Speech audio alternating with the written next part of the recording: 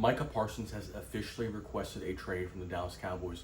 Now, what does this mean for him? What does this mean for the Cowboys? And what most of us NFL fans are excited about is, what does this mean for his trade destinations? Now, the trade destination aspect of this is very murky because, number one, the Cowboys need compensated. They're not going to give him up for free. They're not just going to let go of him. Jerry Jones is very pissed off, and he is going to be wanting a boatload. A young, talented player who is a relatively big name, going to help you sell tickets, sell jerseys. Jerry Jones is going to want a lot back, which complicates it because how many teams are going to be willing to give up multiple first-round picks as well as potentially a blue-chip young player back? That limits the team substantially. As well as what teams are going to be willing to make Micah Parsons the highest paid player on the defense side of football, not in the NFL. On the defense side of football, which NFL team is going to be willing to do that? The whole reason we got here is the Cowboys don't want to make him the highest paid defensive player in the league, specifically Jerry Jones, and Micah Parsons is demanding to make north of $40 million per year. Now, how many teams, number one, have the salary cap space? And salary cap space is a bit of a facade. You know, you can jiggle some stuff around, but you know, it is still real. Salary cap is still real. So what teams are going to be able to give up all that, as well as sign him, and then he also has to sign off because no team is going to trade for him if he doesn't want to be there. He also has to say, yeah, technically he doesn't have to, but the trade isn't going to go through if Micah Parsons doesn't say, yes, I want to go there. A lot of Eagles fans, you know, they think they're going to get every player in the league. He's not going to an NFC East team. That doesn't make any sense. And he's probably not even going to go to anywhere in the NFC. You know, a player of that caliber on a team that thinks they can compete. Now, can the Cowboys compete? Probably not. Especially not with him. Or without him, sorry. With him, maybe. Without him, definitely not. So they're not going to trade him to a contender like the 49ers to make a bookend with Nick Bosa, which they don't have money for, to the Rams to get, you know, the last years out of Matthew Stafford. I don't think the Cowboys are going to trade him to any contender in the NFC. It doesn't make sense. I could maybe, you know, it honestly, you know, the Falcons, they just drafted 2 young first-round pass rushers. Maybe the Cowboys say, I want one of them and then a first-round pick, and it kind of helps everybody because the Falcons get the stud defensive lineman and they're in a weak division. Maybe that could work out, but I don't think anywhere in the NFC, it doesn't make sense destination-wise. Now on the AFC, you've got teams like the Bills who are competitive. They don't have this. They've got $900,000 in salary cap space. They're going to need to get $40 million. They can trade a Matt Milano. They can trade they're going to have to do too much. And then they've got late first-round picks, projected late first-round picks. The Ravens, I'm a fan of the Ravens, obviously. Number one, I don't want him, and we'll talk about why in a second. But the Ravens don't have the salary cap space, and it's like, who are you going to give up? Are you just going to give up first-round picks for Micah Parsons? We don't have the. And then if we were to get him, then Kyle Hamilton's not going to get signed. Marlon Humphrey probably has to go.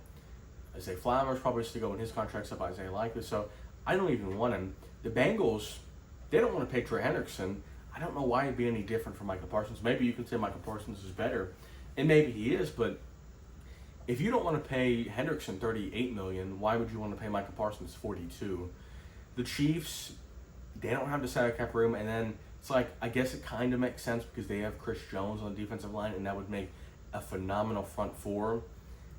But you're going to spend over half your salary cap on Jones and Parsons, really? I don't see where he goes. I really don't. I don't know what's going to happen with this.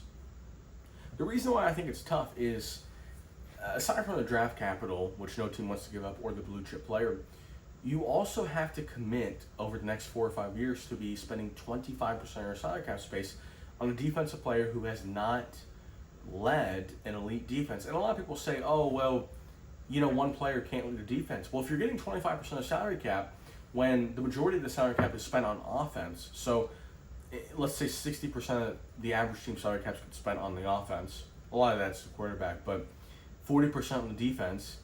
Well, when we have one guy making 25%, it's like, okay, well, that's the majority of what we're spending on the defense. You better be really good. You better make the 4th round pass rusher on the other side of you better.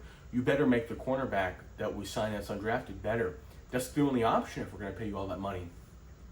Now, what does this mean for Micah Parsons? Honestly, I would probably try to figure things out. I think his best spot is Dallas.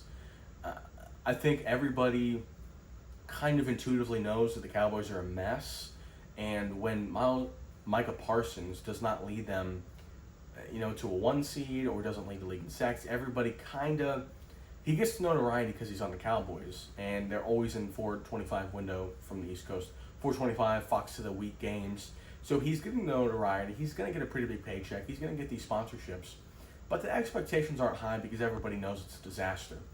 If he goes to a Chiefs and the defense sputters, the defense isn't as good as they were last year, and it's like, okay, you really better kick it up a notch. Or if he goes to the Ravens, please don't let that happen. Or if he goes to the Texans make no sense. But if he goes to any of these good teams, it's like, okay, you better be really good, or there's going to be some issues. Now, from the Cowboys' perspective, Cowboys are in a weird spot. They obviously overpaid Dak. They're paying him like he's the best quarterback in the NFL. He's not. They're getting ready to. CeeDee Lamb actually is a top talent, so I won't even speak on him in this. But between Dak, CeeDee, and Micah Parsons, that's like 65-70% of your cap. 3 guys. I mean, I don't even if they were the best. If it was Mahomes, Chris Jones, and then Kelsey's not as good as anymore. But let's say Tyreek Hill comes back. Even just those 3 guys who were all better, 75% of the cap space. I mean, you legitimately cannot get above market at any other position. You can't go in the free agency market and pay above average salary at any other position. Every other position on your team has to be average to below average. And obviously you can draft some good guys and, make the team good, but Cowboys are in a tricky spot. Obviously this isn't an deal that came out publicly because now you lose some negotiation power. I guess you got to trade him. I mean, I would blow everything up. I don't think this Cowboys team is, especially with Micah Parsons not playing. I would try to trade Micah. I would probably try to trade Dak if possible. Who wants Dak? I don't know, but you can get off the contract and. I mean, I don't know. Maybe if the Vikings they know J.J. McCarthy sucks, and they're like, okay, well, we think we're good enough to. Obviously, they were good enough because with Sam Darnold they were good. Or the Seahawks, one of these teams that has a pretty good supporting cast, and they're like, we'll take Dak. We think we can win a Super Bowl with him. I guess.